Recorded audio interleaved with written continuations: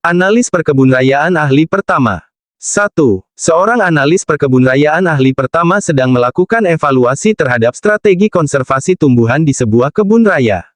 Manakah dari berikut ini yang bukan merupakan strategi konservasi ex situ yang umumnya diterapkan di kebun raya? A. Penyimpanan biji dalam seed bank. B. Pemeliharaan tanaman hidup dalam koleksi. C. Kultur jaringan untuk perbanyakan tanaman langka. D. Pembuatan herbarium untuk dokumentasi. E. Pelepasliaran tumbuhan ke habitat aslinya. Kunci jawaban yang paling tepat dari soal di atas adalah E.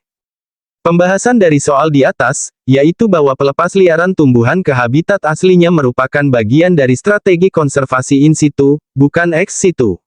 Strategi konservasi ex situ yang umumnya diterapkan di kebun raya meliputi penyimpanan biji, pemeliharaan tanaman hidup, kultur jaringan, dan pembuatan herbarium.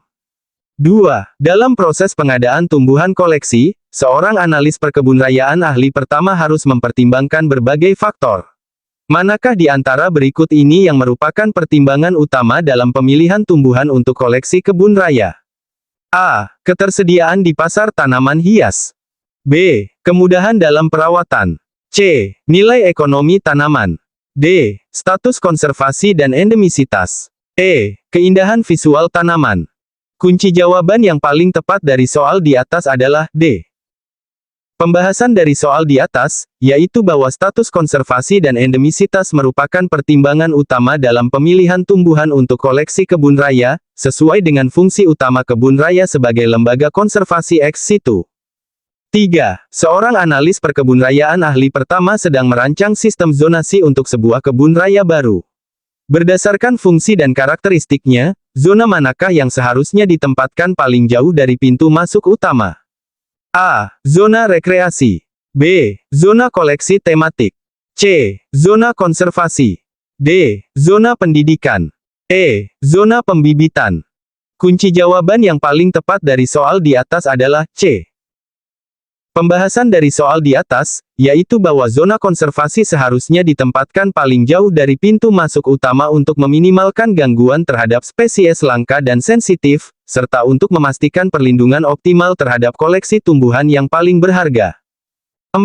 Dalam proses identifikasi tumbuhan, seorang analis perkebunrayaan ahli pertama mengamati sebuah daun dengan tepi bergerigi, tulang daun menyirip, dan daging daun tipis. Istilah yang tepat untuk menggambarkan tepi daun tersebut adalah A. Serratus. B. Crenatus. C. Dentatus. D. Undulatus. E. Integer. Kunci jawaban yang paling tepat dari soal di atas adalah A. Pembahasan dari soal di atas, yaitu bahwa istilah serratus digunakan untuk menggambarkan tepi daun yang bergerigi seperti gergaji, dengan gerigi yang mengarah ke ujung daun. 5. Seorang analis perkebunrayaan ahli pertama sedang merancang lanskap untuk area baru di kebun raya.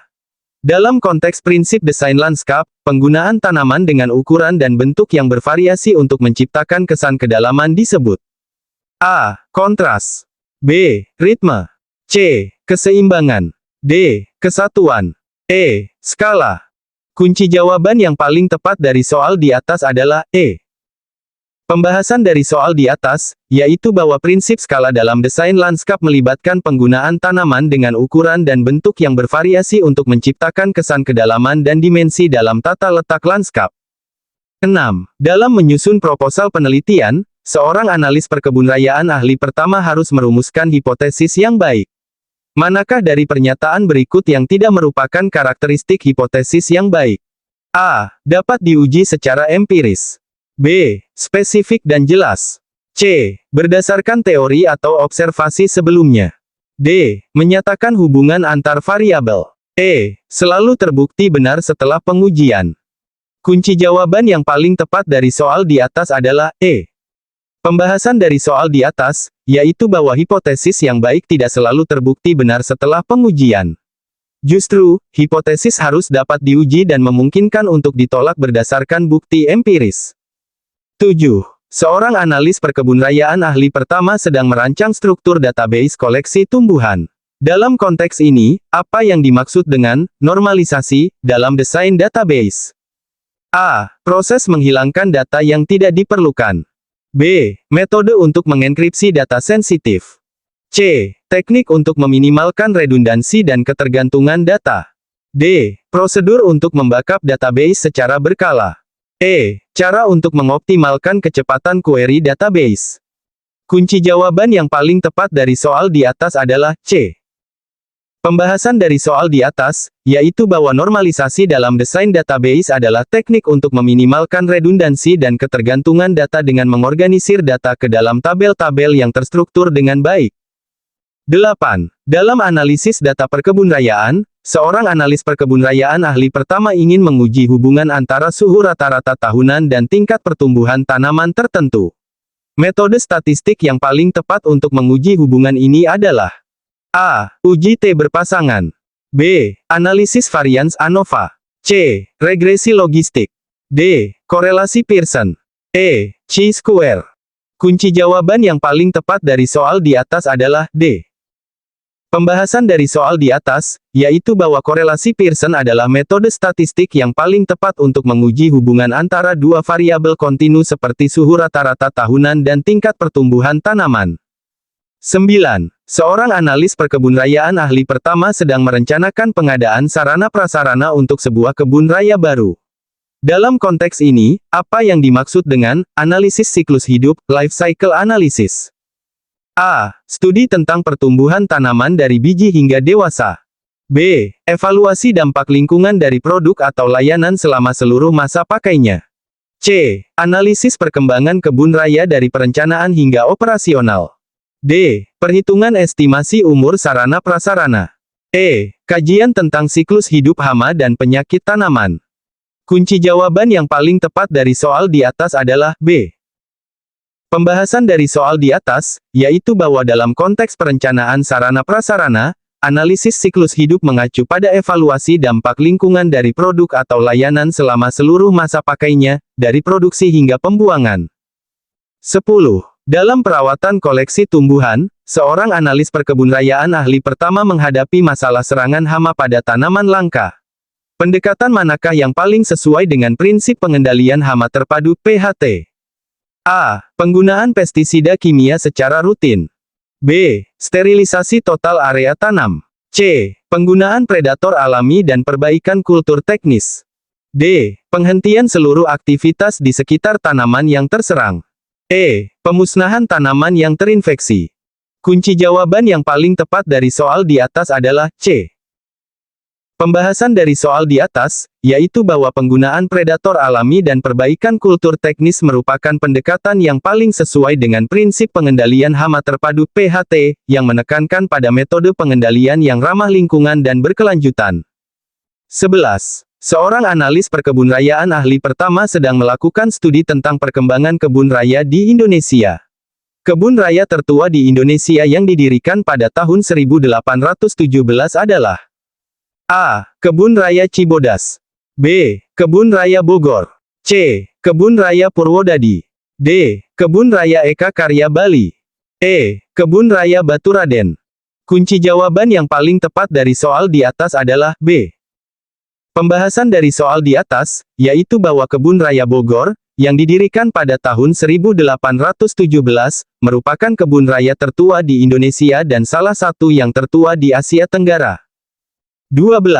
Dalam proses pengambilan sampel tumbuhan untuk identifikasi, seorang analis perkebunrayaan ahli pertama harus memperhatikan beberapa hal. Manakah dari berikut ini yang bukan merupakan praktik yang baik dalam pengambilan sampel tumbuhan? A. Mengambil sampel dari beberapa bagian tumbuhan. B. Mencatat lokasi dan habitat tumbuhan. C. Mengambil sampel dalam jumlah besar untuk keperluan herbarium. D. Memotret tumbuhan in situ sebelum pengambilan sampel.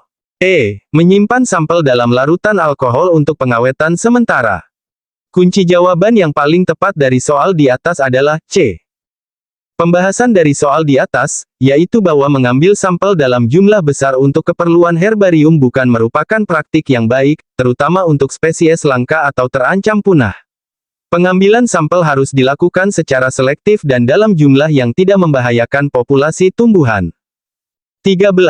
Seorang analis perkebunrayaan ahli pertama sedang merancang sistem irigasi untuk sebuah kebun raya di daerah dengan curah hujan rendah. Manakah dari berikut ini yang merupakan metode irigasi paling efisien dalam penggunaan air? A. Irigasi permukaan. B. Irigasi curah, sprinkler. C. Irigasi tetes, drip irrigation. D. Irigasi genangan. E. Irigasi sub-irigasi. Kunci jawaban yang paling tepat dari soal di atas adalah C. Pembahasan dari soal di atas, yaitu bahwa irigasi tetes drip irrigation, merupakan metode irigasi paling efisien dalam penggunaan air karena air diberikan langsung ke zona akar tanaman dengan tingkat kehilangan air yang minimal. 14. Dalam proses analisis data perkebunrayaan, seorang analis perkebunrayaan ahli pertama menemukan beberapa data pencilan outliers. Pendekatan yang paling tepat untuk menangani data pencilan ini adalah A. Selalu menghapus semua data pencilan. B. Mengabaikan data pencilan dan melanjutkan analisis. C. Mengganti data pencilan dengan nilai rata-rata. D. Menginvestigasi penyebab data pencilan dan memutuskan tindakan berdasarkan konteks. E. Selalu menyertakan data pencilan tanpa pertimbangan lebih lanjut. Kunci jawaban yang paling tepat dari soal di atas adalah D. Pembahasan dari soal di atas, yaitu bahwa pendekatan yang paling tepat untuk menangani data pencilan adalah dengan menginvestigasi penyebabnya dan memutuskan tindakan berdasarkan konteks. Data pencilan mungkin merupakan kesalahan pengukuran atau mungkin menunjukkan fenomena penting yang perlu dipelajari lebih lanjut. 15. Seorang analis perkebunrayaan ahli pertama sedang melakukan konservasi tanaman langka yang terancam punah. Dalam konteks ini, apa yang dimaksud dengan analisis viabilitas populasi minimum, minimum viable population analysis? A. Perhitungan jumlah minimum individu yang diperlukan untuk mempertahankan populasi dalam jangka panjang. B. Analisis kemampuan biji untuk berkecambah. C. Studi tentang keragaman genetik minimum dalam suatu populasi. D. Evaluasi kondisi lingkungan minimum untuk pertumbuhan tanaman. E. Perhitungan luas habitat minimum yang diperlukan oleh suatu spesies. Kunci jawaban yang paling tepat dari soal di atas adalah A.